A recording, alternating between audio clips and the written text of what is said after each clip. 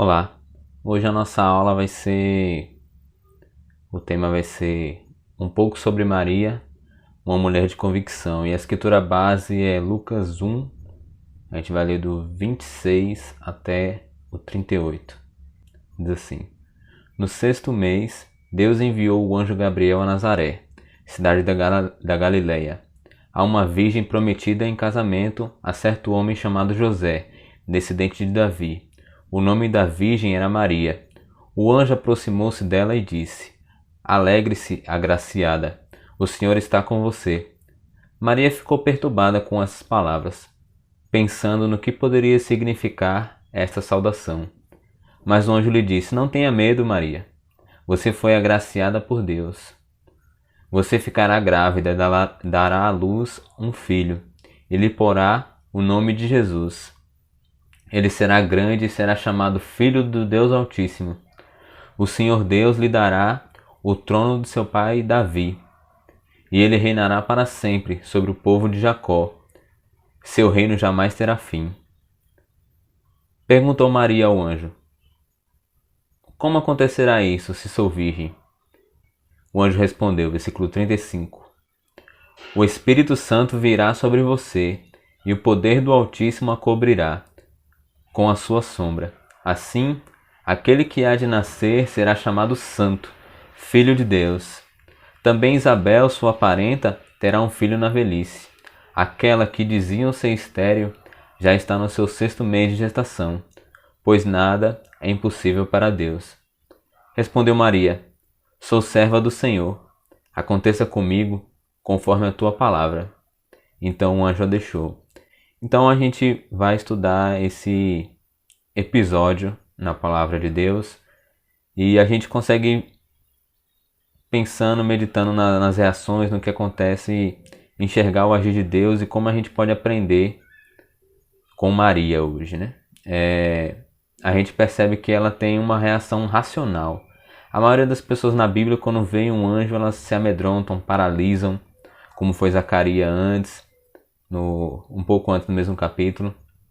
Então, mas Maria, ela tem uma reação racional, ela fica se perguntando o motivo, o que significava aquela saudação do anjo, que o anjo sauda ela: Alegre-se, agraciado, o Senhor está com você. E ela fica pensando: o que isso significa, o que será? Se a gente vê que Maria tem um controle emocional muito apurado, né? Porque provavelmente esse anjo não se parecia a um homem normal, né? E ver a reação dela é o primeiro sinal que a gente percebe da convicção dela, né? E o anjo explica que ela vai ficar grávida, que esse filho será o Filho do Altíssimo, que tomará o trono de Davi e reinará para sempre. Aí ela pergunta: como pode ser, se sou virgem? Aí ele explica: não, o Espírito Santo vai vir sobre você, ele vai fazer nascer essa criança, filho de Deus. Aí também fala de Isabel, que é a mãe de João Batista, que era estéril e na velhice vai dar à luz, já estava no sexto mês. E a gente percebe que ela está ali processando a informação, né? E o anjo explica com os detalhes que ela precisava para entender, para ter fé. Agora imagina você processando isso, um anjo falando para você: ó, você vai ficar grávida, uma moça, 16 anos provavelmente, uma adolescente prometida em casamento, e não, você vai ficar grávida e Deus, o Espírito Santo vai vir sobre você, você vai ficar grávida. Isso provavelmente daria um nó na nossa cabeça, né? Imagine na cabeça de Maria, né? Imagine Maria chegando pro pai e pra mãe dela: ó, pai, mãe, painho, maninha, tava ali estendendo a roupa, aí apareceu um anjo, um cara esquisito, me saudou, falou que eu sou agraciada, que Deus está comigo. Eu fiquei pensando. Aí ele me disse que eu vou ficar grávida pelo Espírito Santo que vai vir sobre mim, e o Filho de Deus vai nascer de mim. Imagina os pais ouvindo um negócio desse. Imagina você pai de Maria, ouvindo Maria dizendo um negócio desse. Pensa, essa menina ficou doida, o que ela tá pensando? E até então na Bíblia a gente não tem relatos de anjos aparecendo para mulher, né? E a gente sabe que na época, muito mais do que hoje, o machismo era muito forte, né? Então imagina uma mulher chegando: não, o Filho de Deus vai nascer de mim. O anjo apareceu para mim e disse isso. A mãe de Maria, será que eles aceitaram isso? Imagine Maria contando para as amigas, né? Com certeza Maria tinha amiga. Maria não era sozinha no mundo. Tinha pai, tinha mãe, tinha amigas. Imagine Maria contando para as amigas dela. Um anjo apareceu, disse que eu vou ficar grávida do Espírito Santo.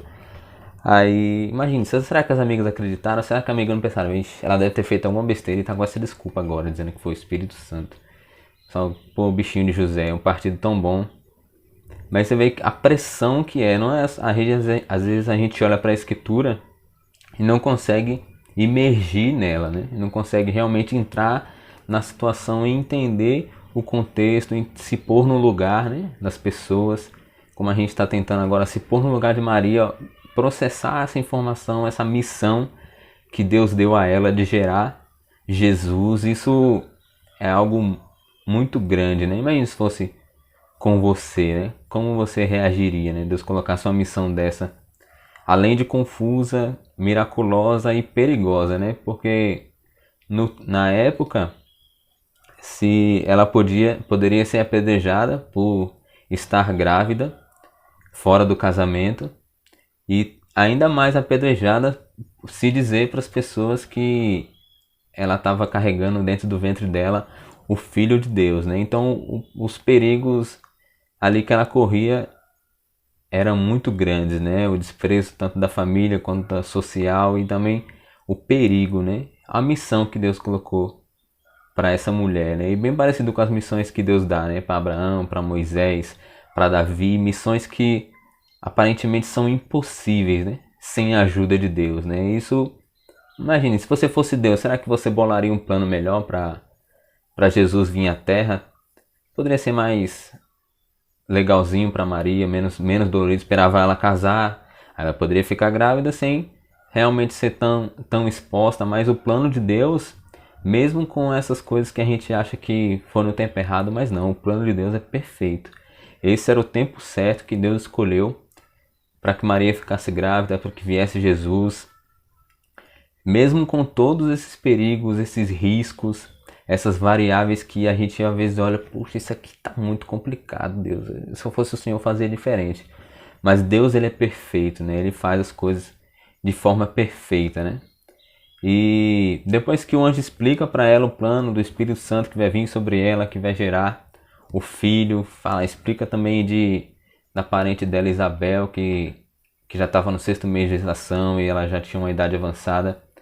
Maria, ela mostra a convicção dela, né? Ela diz: sou serva do Senhor, aconteça comigo o que você disse, né? Então ela se coloca, ela confessa, faz a boa confissão dela: ó, eu sou serva do Senhor. Se você está dizendo que Deus vai fazer isso na minha vida, eu aceito o plano de Deus na minha vida e Ele vai me ajudar.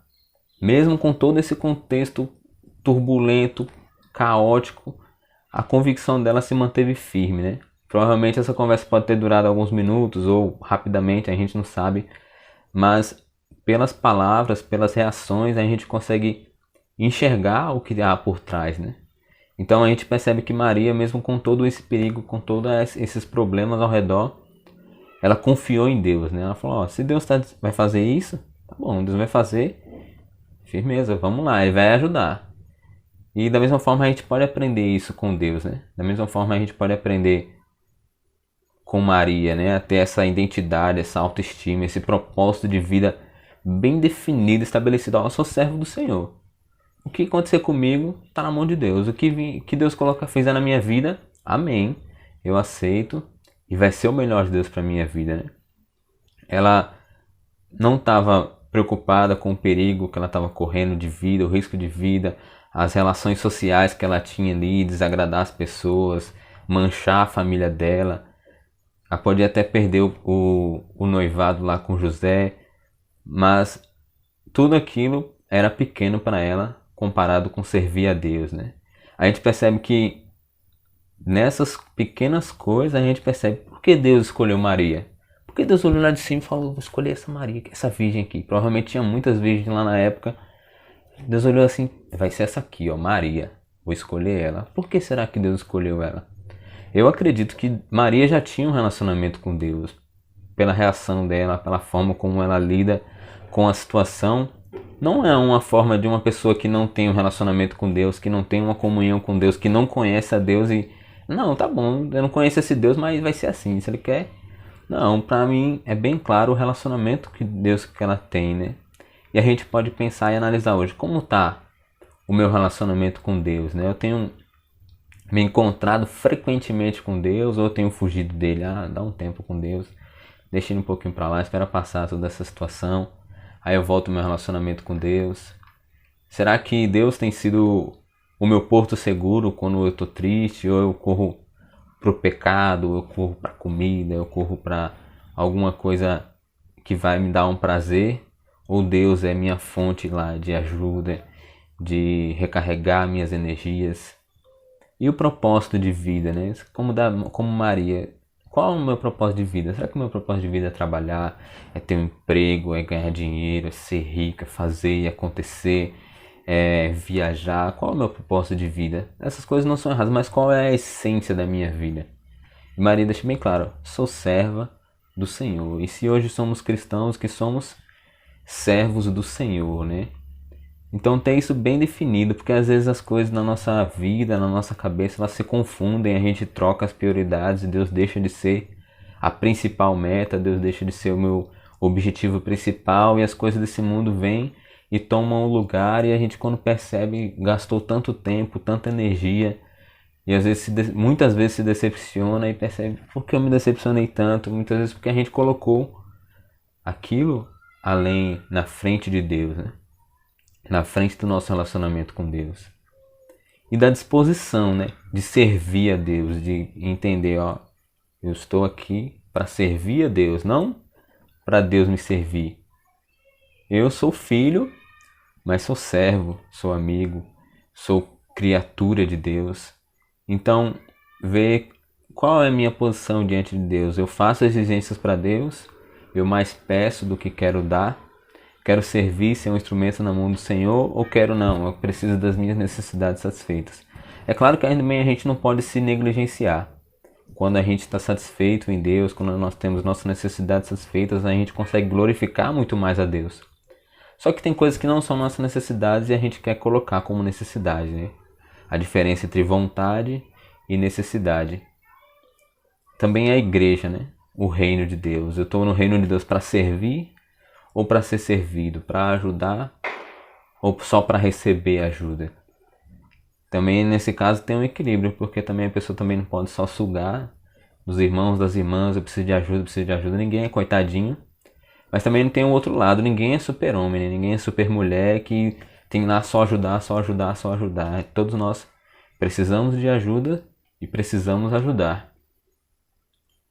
E também a questão de enfrentar os problemas, né, as situações do plano de Deus, né? O plano de Deus, ele é perfeito, mas tem dificuldades, tem problemas como Maria enfrentou, sociais, mentais, tudo envolve uma resistência, né? Existe algo que resiste ao plano de Deus, né? E a gente está disposto a enfrentar o nosso pecado, a enfrentar a resistência dos nossos familiares, das pessoas, para servir a Deus de verdade, para falar da palavra de Deus, para realmente ser luz e sal nessa terra.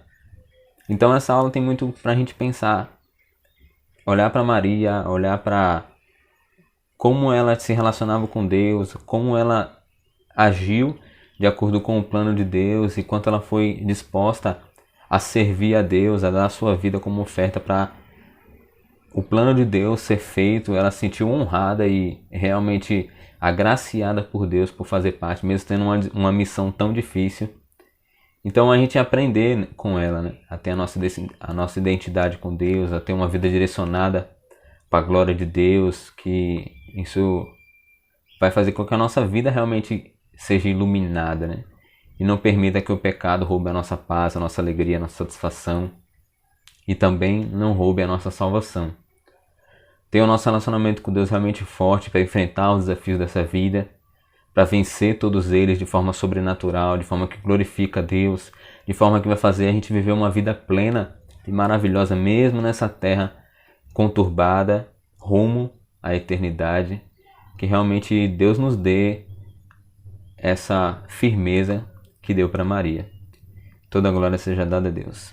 Valeu.